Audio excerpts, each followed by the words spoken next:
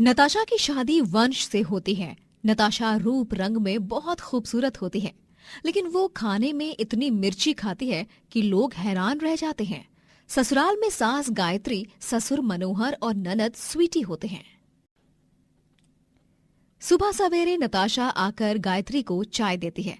तभी चाय पीकर गायत्री को काफी तीखा लगता है और वो चीखने लगती है और पूरे घर को सर पर उठा लेती है और सोफे पर कूद कूद कर नाचने और उछलने लगती है। आह! अरे मेरा मुंह जल गया रे! ये लो पानी। मम्मी, मम्मी ये बंदरिया की तरह नाचो मत और एक जगह पर बैठकर पानी पियो। गायत्री पानी पीती है, तब जाकर वो शांत हो जाती है। हे भगवान, अरे नासपीटी कलमुही, ऐसा क्या मिलाया था इस चाय में जो मेरे गले की ऐसी की तैसी हो गई। अरे बाप रे बाप, मेरी तो जान ही चली जाती। आंखें देख मेरी लाल पीली हो गई, नासपीटी कहेगी नहीं तो। सॉरी माँ जी, वो एक्चुअली मैंने अपने लिए मिर्ची पाउडर वाली चाय बनाई थी, तो गलती से शायद मैंने अपना कप आपको दे दिया और ये बवाल हो गया। अरे अरे चुड़ैल, कितनी मिर्ची खाएगी? एक दिन मिर्च खा खा के तेरे इतने बुरे हाल होंगे कि तू खुद कहेगी माँ जी आप सही थी। कैसी भाभी है मेरी, लोग चाय में चीनी डालते हैं, लेकिन ये मोहतरमा तो चाय में भी मिर्ची डालती है। हाँ नहीं तो। यही नहीं, नताशा तो हर एक खाने की डिश में भर भर के, चाहे वो रोटी हो, सब्जी हो, दाल हो, चावल हो या दूध हो, हर चीज में मिर्ची डालती रहती और मजे से खाती। यहाँ तक कि टूथपेस्ट में भी मिर्ची फ्लेवर वाला टूथपेस्ट इस्तेमाल करती। एक सुबह नताशा का पति वंश बाथरूम में ब्रश करते समय चिल्ला चिल्ला कर साबुन से फिसल कर गिर पड़ता है और उसे बुरी तरह चोट लग जाती है। आ आ आ आ आ आई, मर गया रे। वंश की चिल्लाहट सुनकर सभी घर वाले तुरंत भागते दौड़ते चले आते हैं। क्या हुआ वंश बेटा? अब भैया, आप ठीक तो है ना भैया? वंश, बेबी बेबी, आप चिल्ला क्यों रहे थे और आप ब्रश करते करते अचानक से गिर कैसे गए? छिपकली देख ली क्या बाथरूम में? अरे इतना तीखा टूथपेस्ट भी कोई इस्तेमाल करता है क्या? पागल हो गई तुम? हर जगह मिर्च मिर्च मिर्च। मुझे लगा ये मेरा टूथपेस्ट है, इसीलिए भरी नींद में मैंने ये नताशा का टूथपेस्ट ही ले लिया और इससे अपने दांत घिसने लगा और मेरे मुंह में तीखा लगने के कारण बहुत जलन हुई और फिर साबुन से फिसल कर मैं गिर गया। सभी नताशा को बहुत सुनाते हैं और नताशा मुंह बनाकर वहां से चली जाती है। नताशा पर लेकिन इसका कोई फर्क नहीं पड़ता है। वो तब भी अपनी बेहिसाब मिर्ची खाने की आदत से बाज नहीं आती और वो दिन भर मिर्ची खाती रहती। लाल, हरी, काली, हर प्रकार की मिर्ची। उसने अपने कमरे में एक संदूक में सारी मिर्चियों का स्टोर कर रखा था और तो और उसके रूम में हर जगह मिर्ची पाउडर के डिब्बे रखे हुए होते हैं। मिर्ची ओ मिर्ची, न जाने हम कितने दुखों से गुजरते, अगर तुम न होते, अगर तुम न होते। मिर्ची तुम मेरी जान हो, मेरे जीने का डोज, वो जिंदगी ही क्या जिसमें मिर्ची ना हो। लाइफ का और खाने का असली तड़का तुमसे ही तो लगता है ना। घर वाले नताशा की ये सारी पागलों जैसी बातें सुनकर एकदम हैरान और दंग रह जाते हैं। नताशा दिन के 8 पहर मिर्ची के फूड आइटम्स खाती रहती, जैसे spicy burger, spicy noodles, paneer chilli, मिर्ची फ्राइज। जब गायत्री अपने लिए उपमा बनाने रसोई में आती है तब भी। अरे नताशा बहू, ओ नताशा बहू, तू तो उपमा इतना बेस्वाद बनाती है कि खाकर पेट खराब हो जाए, इसीलिए मैं ही बनाऊंगी आज उपमा। मिर्च मिर्च कहाँ रख दी इस निगोड़ी ने? आज सुबह ही तो मनोहर जी लाए थे बाहर से, वो भी टोकरी भर के। लेकिन जब गायत्री मिर्ची की टोकरी को देखती है तब वो टोकरी पूरी खाली हुई होती है। ये देखकर गायत्री गुस्से से आग बबूला हो जाती है और वो नताशा को सबके सामने टोकरी दिखाते हुए चिल्लाती है। ये देखिए सब लोग, कैसे इस डायन ने सारी मिर्चियां सफाचट कर दी हैं। अरे तुझे जैसी कुलक्षणी को तो दिन भर मिर्ची चरने का अवार्ड देना चाहिए, हाँ नहीं तो। OMG, thank you so much माँ जी, इट मीन्स अ लॉट। आप अवार्ड की तैयारी कीजिए, सोने का होना चाहिए अवार्ड, बोले तो गोल्डन अवार्ड। मैं स्पीच की तैयारी शुरू करती हूँ, ऑल राइट। अरे चुप पागल औरत, है नहीं तो। बहुत हुए इसके ड्रामे। आज के बाद अगर तूने घर की मिर्च को हाथ भी लगाया तो देखना, मुझसे बुरा कोई नहीं होगा, कह देती हूँ।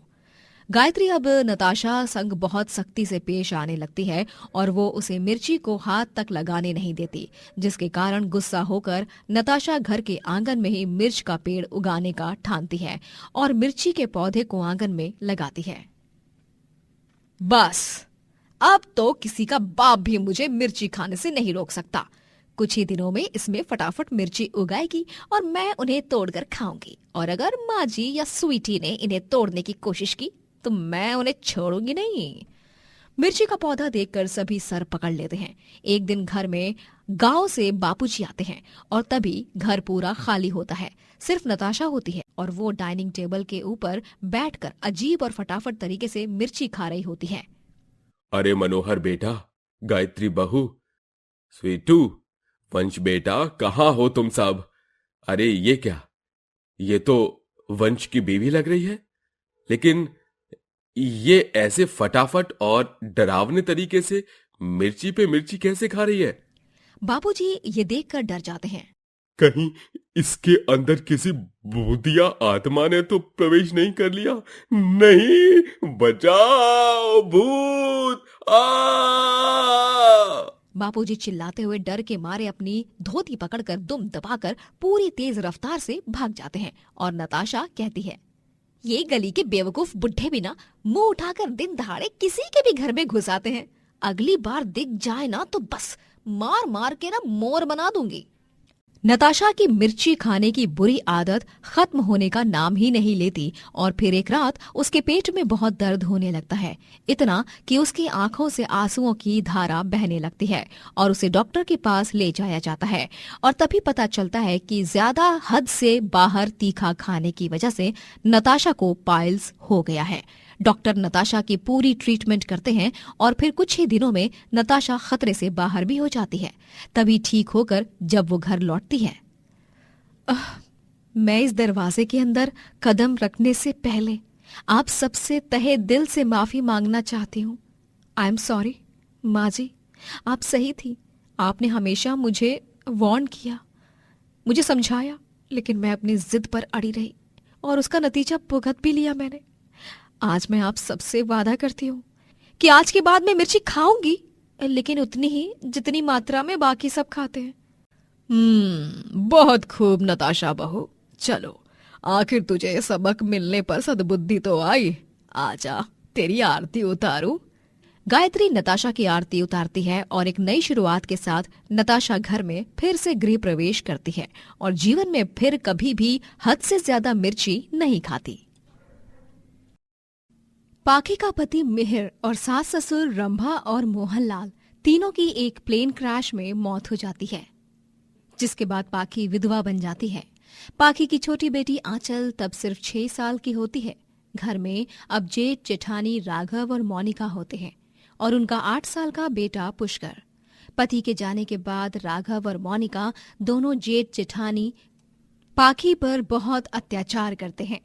सुबह जब सब नाश्ते के लिए इकट्ठा हो जाते हैं तभी, जेठानी जी मुझे भी मक्खन की टिक्की दे दीजिए ना, और जैम की बोतल भी, आंचल को भूख लगी है, उसे ब्रेड बटर जैम खाना है। पाखी बटर और जैम को हाथ लगाए उससे पहले ही मोनिका बटर जैम छीन लेती है और गुस्से से कहती है, तुझे क्या लगा तू आराम से इस घर में बैठकर मुफ्त की रोटियां तोड़ेगी? तेरा पति इस दुनिया में नहीं रहा है, तू अब एक विधवा है और तेरा अब कोई अस्तित्व नहीं है। तू एक विधवा बहू है और तेरे खर्चे उठाने के लिए हम यहाँ पागल नहीं बैठे हैं, समझी? बिल्कुल सही कह रही हो मोनिका। पाखी, तुम्हें अगर आंचल के साथ इस घर में रहना है तो तुम्हें या तो हमें हर महीने पैसे देने होंगे या फिर इस घर में नौकरानी की तरह काम करना होगा। राघव की ये बात सुनकर पाखी हैरान रह जाती है और उसकी आंखें नम हो जाती हैं। जेठ जी, जेठानी जी, ये आप दोनों कैसी बातें कर रहे हैं? मैं विधवा हो गई तो मैंने हर चीज से अपना हक खो दिया क्या? मैं आपकी देवरानी हूँ जेठानी जी।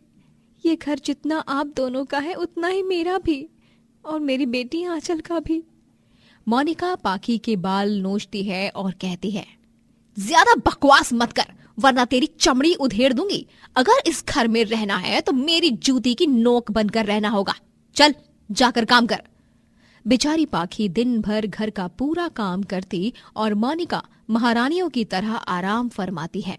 मोनिका पाखी को 1 मिनट के लिए तक चैन की सांस लेने नहीं देती और लगातार कुछ न कुछ काम देती रहती। अरे ठीक से साफ कर, बेवकूफ कहीं की। हाथ में जान है कि नहीं? जी जेठानी जी। आंचल रोने लगती है और कमरे में अकेली होती है। तभी जेठानी जी, वो कमरे में आंचल अकेली है। मैं अभी उसे देखकर आई। कहीं खेलते कूदते कोई चोट ना आ गई हो उसे। खबरदार, जो वहां गई तो चुपचाप मेरे पैरों की मालिश कर, वरना आज रात का खाना नहीं मिलेगा। चल अच्छे से मालिश कर।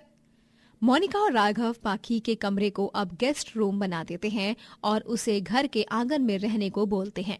मोनिका जब पाखी और आंचल का सारा सामान घर के बाहर फेंक रही होती है तभी, जेठानी जी, आप मेरा और आंचल का सामान घर के बाहर क्यों फेंक रही हो?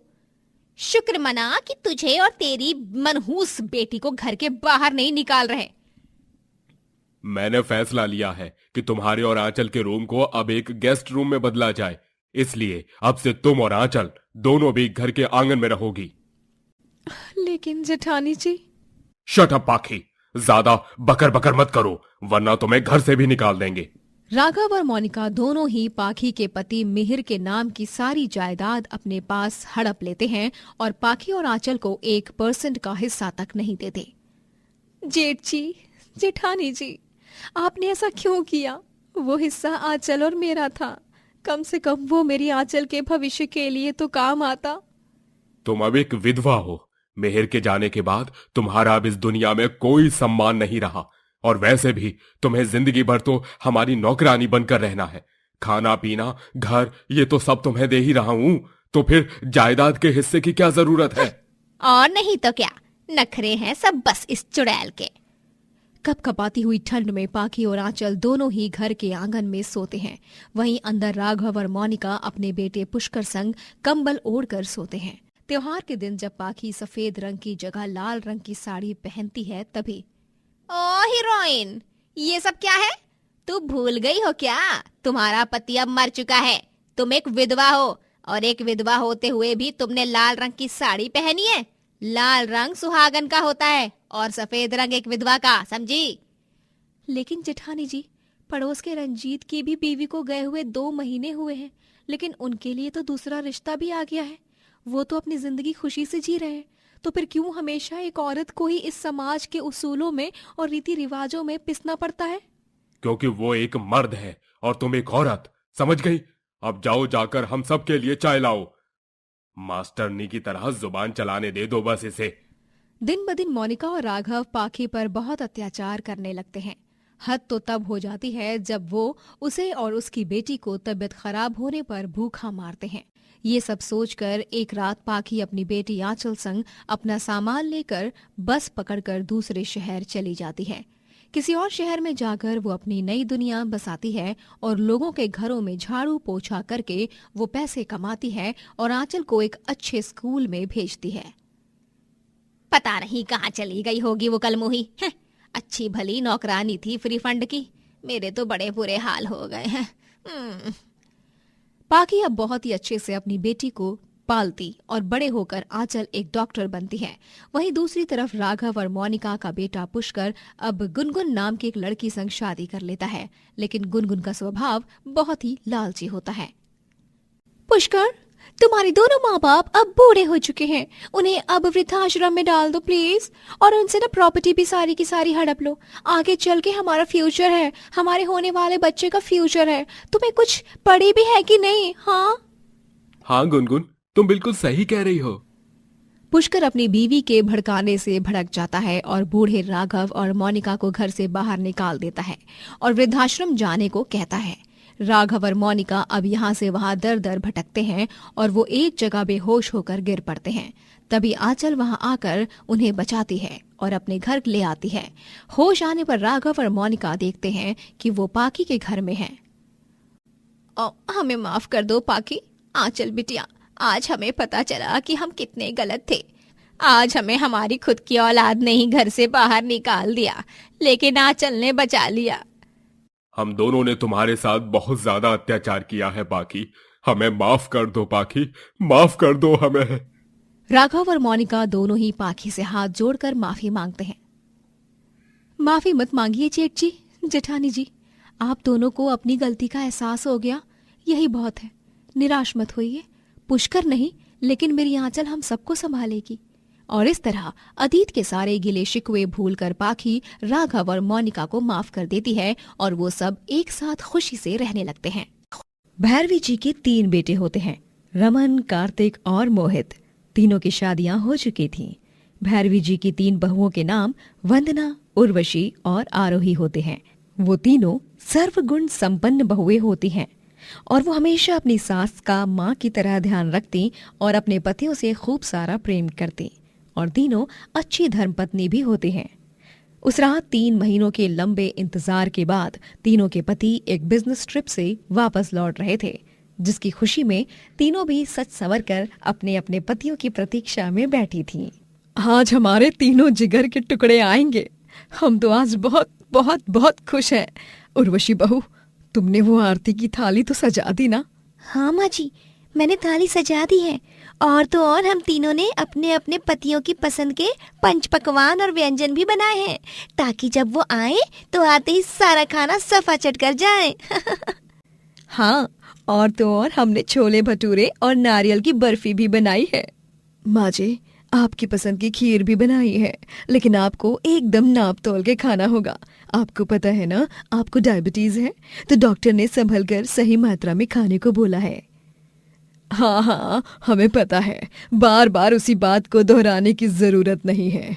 वैसे हम तो बहुत ही भाग्यशाली हैं कि हमारी तीनों बहुओं के हाथों में साक्षात माँ अन्नपूर्णा का वास है। तुम तीनों के खाने में जो स्वाद है, जो जादू है, वो और कहीं नहीं। आस पड़ोस के लोग, हमारे दूर के सभी रिश्तेदार भी तुम्हारे हाथों के बने खाने की प्रशंसा ही करते रहते हैं। तीनों बहुएं राह देख ही रही होती हैं कि तभी उन्हें खबर मिलती है कि उनके पतियों की एक कार दुर्घटना में मृत्यु हो गई है और वो फौरन अस्पताल पहुंचती हैं और अपने मृत पतियों को देख बिलक बिलक कर रोती हैं। हमारे बेटे, ये क्या हो गया? ये क्या हो गया कार्तिक जी? आप हमसे दूर क्यों चले गए? हमें विधवा करके चले गए। मोहित जी, उठिए ना मोहित जी, उठिए।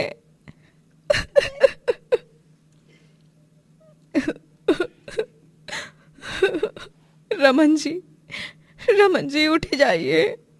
आपकी वंदना कैसे जिएगी अब रमन जी?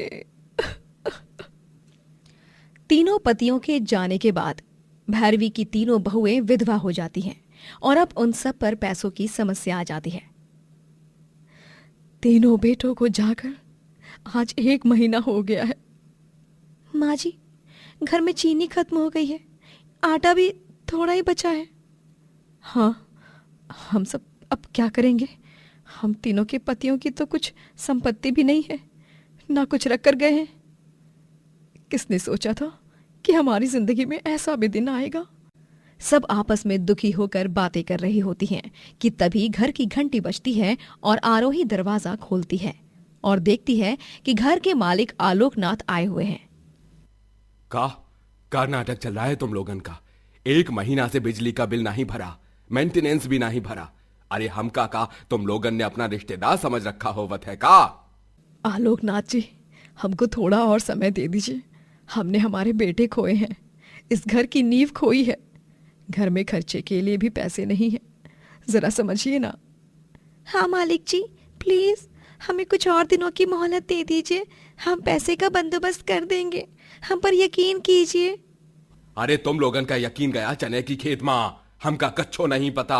अगले 7 दिन मां हमका हमार पैसा चाहिए, कौनो भी हालत मां। समझ में आई गवा? और अगर ई का बावजूद भी तुम लोगन ने पैसा नहीं दिया तो हम तुम लोगन का सारा सामान, सारा बोरिया बिस्तरा उठाई के बाहर फेंक पटक देंगे।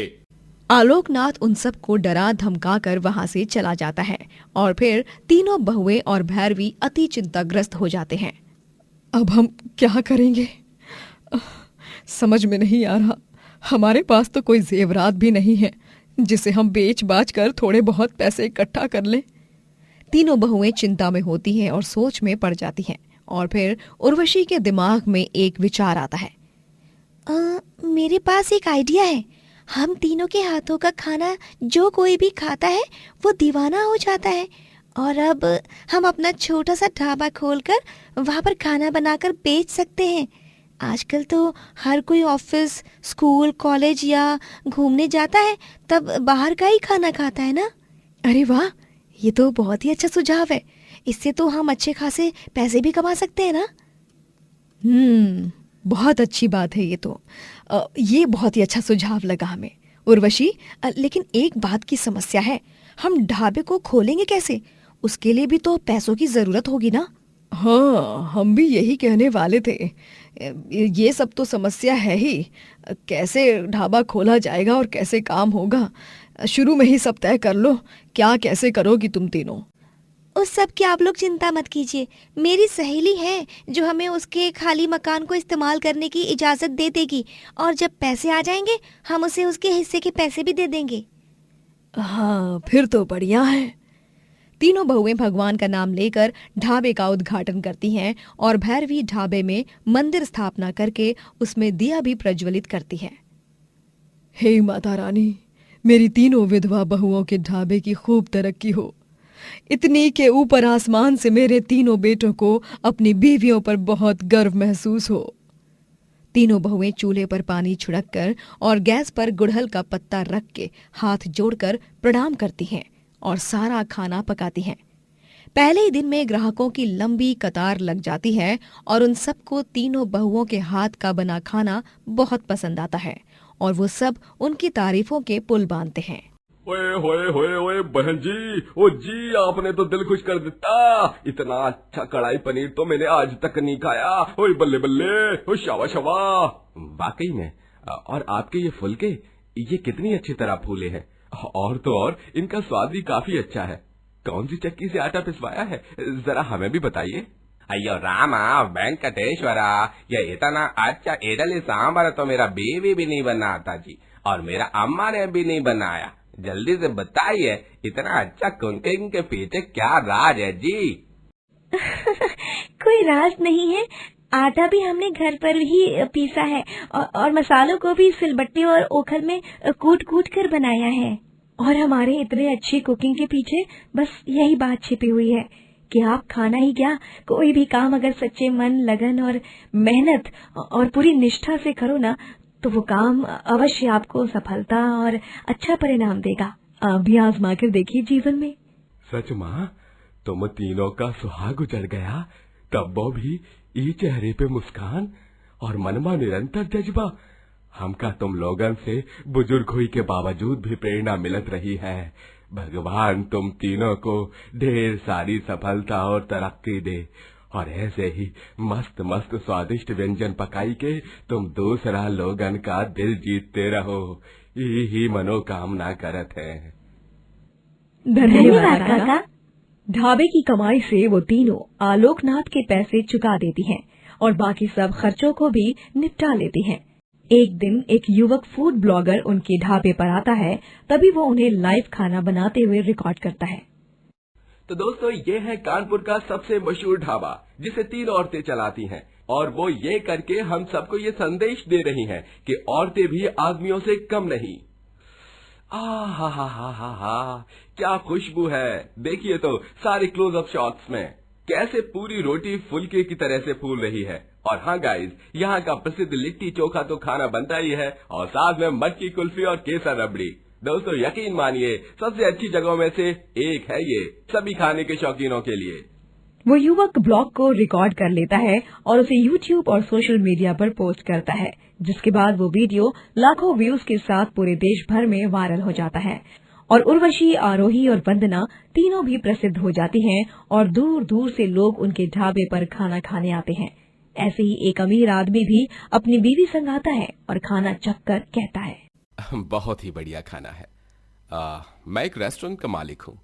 क्या आप तीनों मेरे साथ पार्टनरशिप करना चाहेंगे? मेरे रेस्टोरेंट में शेफ बनोगे? जी क्यों नहीं, हमारे लिए तो ये बहुत ही सौभाग्य वाली बात होगी।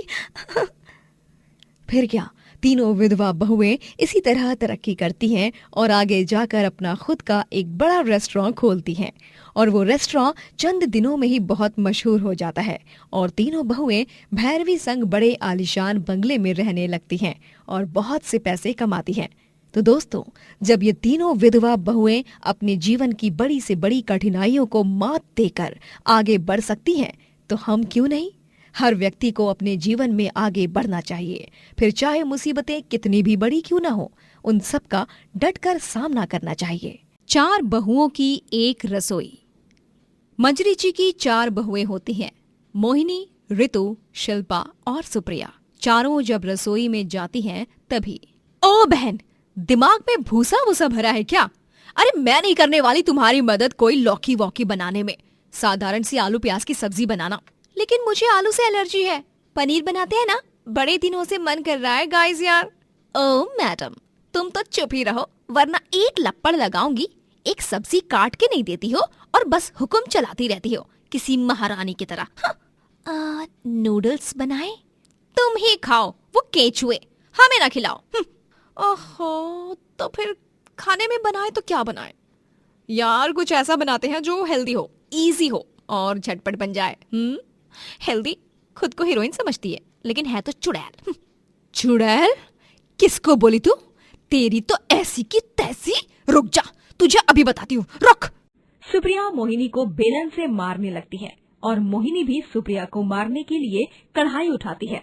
ऋतु और शिल्पा दोनों भी सुप्रिया और मोहिनी को रोकते हैं। तभी उन दोनों को भी एक दूसरे का हाथ लग जाता है और ये गलतफहमी हो जाती है कि शिल्पा की बच्ची, तूने जानबूझकर मेरे मुंह पे हाथ मारा ना, जोर से है? हाँ? ओ डायन, अगर मुझे तेरे मुंह पे हाथ मारना होता ना तो मैं सीधे चाटा ना मारू उल्टे हाथ का। तुझसे डरती हो क्या मैं, डरपोक कहीं की? लोमड़ी। हाँ? तेरी हिम्मत कैसे हुई? रुक। और फिर ऋतु और शिल्पा दोनों में जंग छिड़ जाती है और वो दोनों भी एक दूसरे के बाल नोचने लगती हैं और ऐसे ही चारों बहुएं एक दूसरे पर बर्तन से वार करने लगती हैं और इस सब की चिल्लाहट सुनकर मंजरी भागे दौड़े रसोई में आती है। ओहो, तुम चारों के अंदर क्या कोई आत्मा घुस गई है क्या? क्यों एक दूसरे का खून चूसने के पीछे पड़ी हो? अरे रसोई एक औरत की सहेली होती है और वो अपने दिन का सबसे अधिक समय रसोई में ही बिताती है। घर का सबसे पवित्र स्थान एक रसोई ही होती है और तुम चारों नासपीटियों ने इस रसोई को ही युद्ध भूमि बना दिया। वाह! लेकिन माँ जी, कुछ मत बोलो तुम मुझे। तुम चारों को तो क्या खाने में बनाया जाए ये सोचने में ही 7 जन्म लग जाएंगे। इसीलिए मैंने फैसला ले लिया है, मैं आज से रोज सुबह शाम और रात में क्या खाने में बनेगा उसकी सूची तुम्हें दे दिया करूंगी और वही पकवान बनेंगे फिर। हाँ, ये आइडिया बुरा तो नहीं है। लेकिन माँ जी प्लीज ज्यादा मुश्किल पकवान मत देना बनाने के लिए। हाँ? अरे तू बहू, तू तो चुप ही रह जा। इस घर में मेरी अनुमति के बिना एक बर्तन तक यहाँ से वहाँ नहीं हिलना चाहिए। इतना सब कहकर मंजरी चली जाती है और अब चारों बहुएं ही चिंताग्रस्त हो जाती हैं क्योंकि उन्हें तो कुछ भी ठीक से बनाना नहीं आता। तभी सब गहरी सोच में पड़ जाती हैं और फिर मोहिनी के दिमाग में एक विचार आता है। सुनो, हमारे पति वैसे भी माँ जी के गल्ले में रोज पैसे डालते हैं, तो हम उन्हीं पैसों को रोज गुल्लक का ताला खोलकर उसमें से निकालेंगे और फिर बाहर से खाना मंगवाया करेंगे और हमारी बेचारी सास मंजरी देवी को तो इस बात की भनक भी नहीं पड़ेगी। हाँ यार, ये तो सॉलिड आइडिया है। इससे तो हमारे कुछ पैसे खर्च भी नहीं होंगे, जो भी होंगे माँ जी के होंगे और हम चारों बहुओं की रसोई की लाज भी बनी रहेगी। फिर चारों बहुएं मंजरी के गुल्लक के ताले को तोड़कर उसमें से रोजाना पैसे निकालती और छुप छुप कर बाहर से खाना मंगवाती और उसे ही सबको परोस कर देती। सास मंजरी, ससुर इंद्रनील और चारों बहुओं के पतियों को जरा भी शक नहीं होता कि वो सारा खाना रेस्टोरेंट से आया है। वाह वाह बहू, लगता है चारों ने YouTube पर ऑनलाइन कुकिंग के वीडियो देखना शुरू किया है। हाँ पापा, खाना सच में बढ़िया बना है। हाँ, और ये बर्फी पे तो मेरा दिल आ गया। रोज ऐसी बर्फी मिल जाए तो जीवन तो यहाँ धरती लोक पर ही स्वर्ग लोक जैसा बन जाएगा। बहुएं आपस में फुसफुसाती हैं। अब इन बेचारों को क्या बताएं, ये सारा खाना हमने नहीं किसी और ने बनाया है। शांत बैठ जाओ, अरे तू मरवाएगी क्या? ओह हाँ, सॉरी। बाहर का खाना मंगवाकर सब घर वालों को उल्लू बनाने का सिलसिला यूं ही कायम रहता है। दिन गुजर जाते हैं और चारों बहुएं अब सास की सेवा करके थक गई थी और उन्हें आराम करना था, और फिर वो चारों भी झूठ मूठ में बीमार होने का नाटक करती हैं, जिसके कारण सारा काम मंजरी को ही करना पड़ा। अरे माँ, ये क्या, आप झाड़ू सफाई कर रही हैं? और आपके हाथ मसालों से भरे हुए, ऐसा क्या हो गया जो आज अचानक इतने सालों बाद आप में काम करने का जोश आ गया? जोश नहीं मेरे बच्चे, तुम चारों की प्यारी धर्म पत्नियां बिस्तर पकड़कर बैठ गई है ना। चारों भी एक साथ बीमार हो गई हैं और ऐसे में घर का सारा काम पड़ा है, इसीलिए बस सारा काम निपटा रही हूँ, और क्या करूँ। मंजरी अपनी चारों बहुओं के सेवा करने लग जाती है। उन्हें चाय, नाश्ता और खाना परोसती है, उनके लिए काढ़ा बनाती है और उन्हें बार बार देखने आती है। और चालाक बहुएं सास की इन हरकतों को देखकर बहुत खुश होती हैं। दिल को बहुत राहत मिल रही है। माँ जी असल में देखा जाए तो इस घर की महारानी है, लेकिन आज हम चारों बहुएं ने उन्हें नौकरानी बना ही डाला। चारों बहुएं मंजरी से बहुत सारा काम करवाती हैं। माँ जी, मेरे घुटनों में बड़ा दर्द हो रहा है, प्लीज बाम से मालिश कर दो ना। ठीक है ऋतु बहू। और माँ जी, मेरा ना रसगुल्ले खाने का बड़ा मन कर रहा है। डॉक्टर ने कहा है कि बीमारी में अगर कुछ खाने का मन करे तो खा लेना चाहिए, मन नहीं मारना चाहिए। ठीक है सुप्रिया बहू, मैं बना दूंगी रसगुल्ले, फिर तुझे अच्छा भी लगेगा और थोड़ी तबीयत भी सुधर जाएगी। मंजरी ऋतु के घुटनों की मालिश करती है और रसगुल्ले बनाती है और भी कई सारे काम करती है, लेकिन चारों क्रूर बहुओं को क्या पता था कि नाटक करते करते सच में वो बीमार पड़ जाएंगे और अगली सुबह उनका पेट बहुत खराब हो जाता है। तब डॉक्टर को घर पर बुलाने पर डॉक्टर कहते हैं, आप चारों ने शायद बीते कुछ दिनों में बाहर का बहुत खाया है, इसलिए आप चारों को फूड पॉइजनिंग हो गया है। आपकी सास, आपके ससुर और आप चारों के पतियों की इम्यूनिटी स्ट्रांग है, जिसके कारण उन्हें इस खाने से कुछ नहीं हुआ। तभी बहुओं को पता चलता है कि जिस खाने को वो बाहर से मंगवाते थे उसी की वजह से वो खुद बीमार पड़ गई हैं। हाय राम, हम चारों भी अपनी ही चाल में फंस गए। माँ जी को सच लगे, इसीलिए हम उनके गुल्लक से पैसे चुराकर रोजाना बाहर का खाना मंगवाते थे, जिसे खाकर बाकियों को तो कुछ नहीं हुआ, लेकिन हम चारों उसके शिकार हो गए। हमें थोड़े से एक्स्ट्रा एफर्ट्स लेकर अपने हाथों से ही खाना बनाना चाहिए था। स्वाद भले अच्छा नहीं होता, लेकिन घर का खाना घर का ही खाना होता है ना। मंजरी कमरे के बाहर चारों बहुओं की बातें सुन लेती है और उसे दरवाजे पर देख चारों घबरा जाती हैं और फिर भावुक होकर उससे माफी मांगती हैं। माफ कर दीजिए माँ जी, अब से हम चारों भी बिना लड़े झगड़े और बिना किसी आनाकानी के रसोई में खाना बनाएंगे। आपको इतनी तकलीफ देने के लिए हम चारों को बहुत शर्मिंदगी महसूस हो रही है माँ जी। आप हमें माफ तो कर देंगी ना माँ जी? प्लीज प्लीज प्लीज माँ जी प्लीज, हमें समझ में आ गया है, अब सब कुछ हमारी समझ में आ गया है, हमारी आंखें खुल गई हैं। माफी मत मांगो मेरी प्यारी चारों बहुओं, तुम्हें अपनी गलतियों का एहसास हो गया, यही बहुत है मेरे लिए। अगली बार से कोई बीमार होने का नाटक मत करना। और रही बात खाना बनाने की, तो इस दुनिया की हर बीवी, हर बहू के हाथों में माँ अन्नपूर्णा का वास होता है, बस वो समय के साथ उभरता है। इस तरह चारों बहुओं की अक्ल ठिकाने आती है और वो एक साथ मिलजुल कर खुशी से स्वादिष्ट खाना बनाती हैं। गगनलाल एक गरीब फल बेचने वाला था जो अपनी बीवी चंदा और छोटी बेटी वेदिका के साथ रहता था। वो दिन के 12 घंटे खड़े रहकर गली गली जाकर फल बेचता और पैसे कमाता। फल ले लो, फल ताजा ताजा ताजा बगीचे से लाए हुए फल। अरे भैया, क्वालिटी ऐसी कि बस बीमार को भी मिनटों में तंदुरुस्त बना दे। फल ले लो, फल ले लो, फल। अरे 1 दर्जन सेब और एक बड़ा तरबूज देना। अच्छे है ना, या सबको उल्लू बना रहा है? अरे क्या दादा, आप भी बेशक ताजा है। अरे ओ गगनवा, तनिक 2 दर्जन संतरे दे दो बिटवा। तुहार फल बहुत ही बढ़िया और स्वादिष्ट होवत है। कौनो जादू वादू छुपा के रखे हो काई माँ? अरे नहीं काका, कोई भी काम अगर सच्चे मन से और नेक दिल से करो ना तो उसका फल अवश्य मीठा और फायदेमंद होता है, समझे? अच्छा ऐसन बा?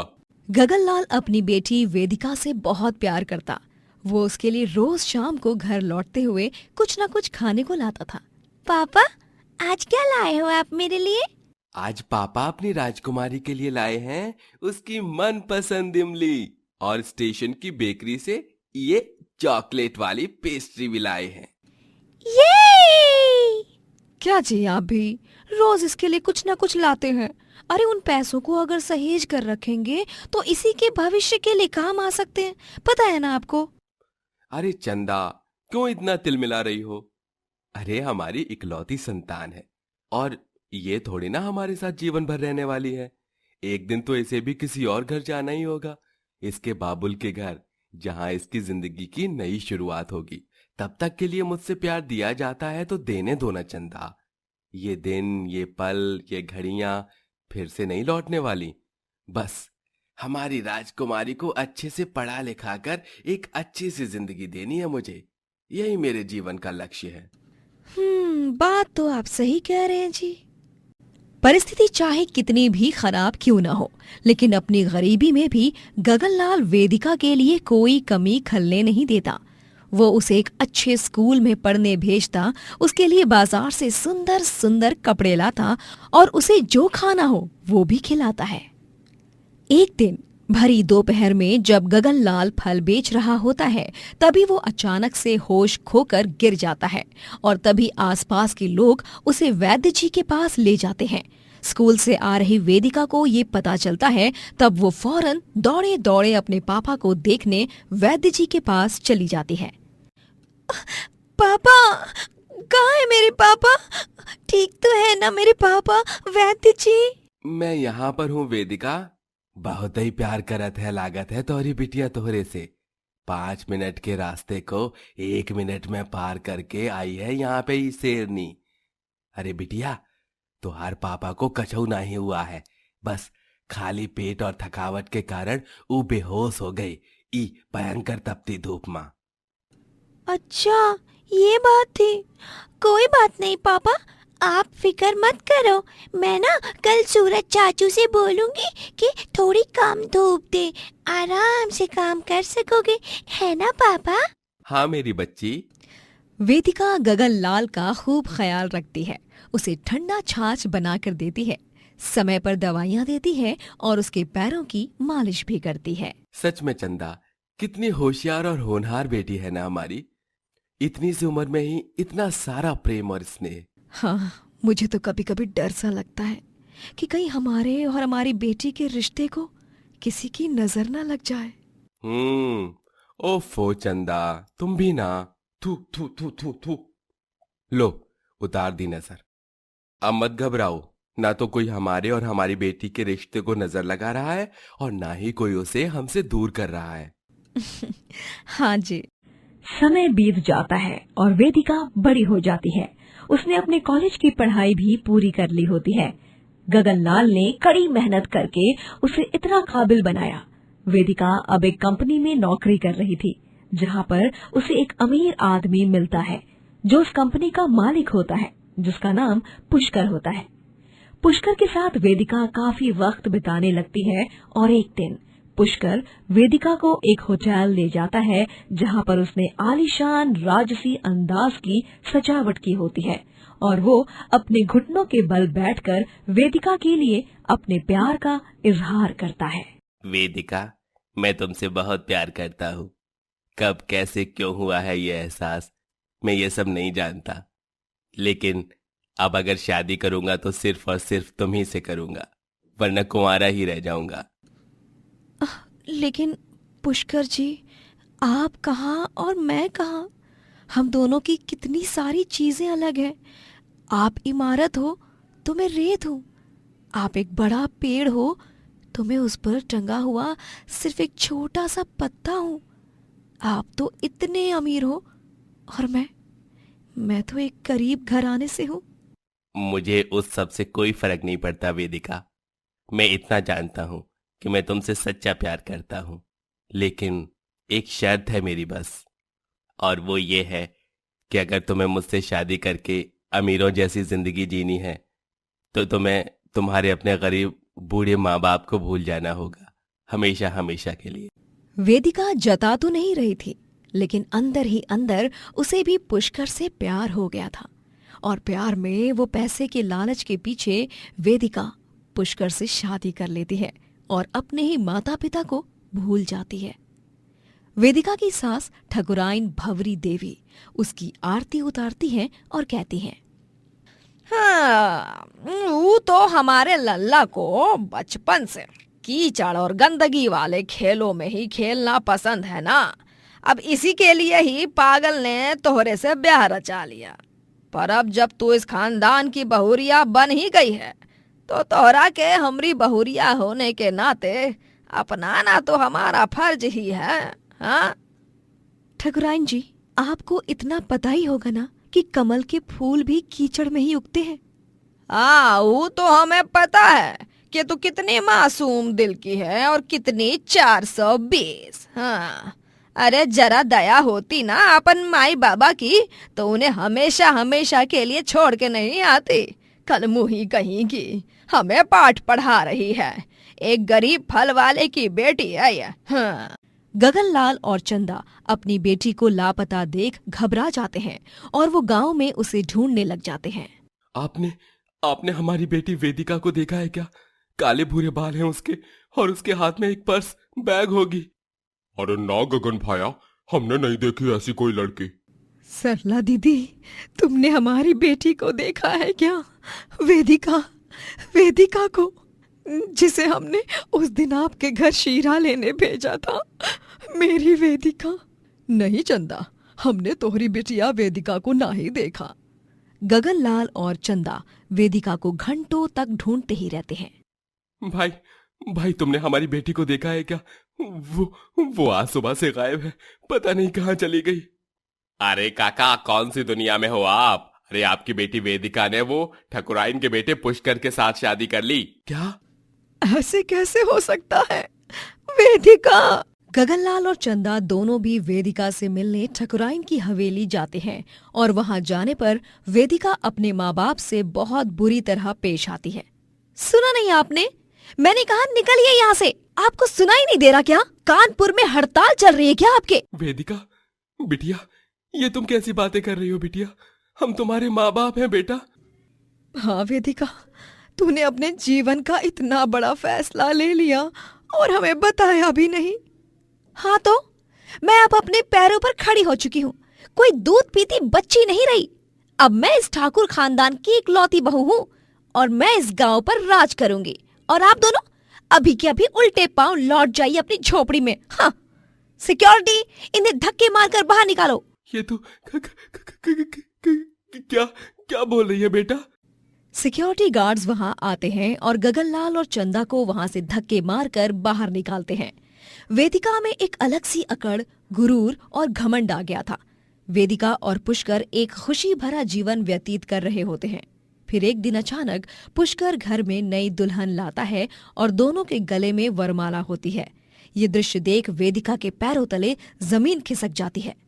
ये क्या पुष्कर जी, ये सब क्या है? मैंने दूसरी शादी कर ली है क्योंकि मेरा तुमसे मन भर गया है। तुम गरीब घराने की हो, मुझे लगा तुम में कुछ बात होगी, लेकिन तुम तो एकदम अलग निकली, मेरी पसंद से बाहर। तुम अब अपना बोरिया बिस्तरा उठाओ और चलती बनो। क्या मतलब आपका? आपको अंदाजा भी है कि आप क्या बोल रहे हैं? मेरी दुनिया उजाड़ दी आपने पुष्कर जी। आपके लिए मैंने अपने माँ बाप तक को छोड़ दिया और आपने मेरे साथ इतना बड़ा धोखा। अरे चलो चलो, दफा हो जाओ यहाँ से। पुष्कर वेदिका को घर से बाहर निकाल देता है और फिर वेदिका रोती रोती अपने माँ और पापा के पास चली जाती है, जहाँ गगनलाल और चंदा भी रोने लगते हैं और उसे अपने सीने से लगा लेते हैं।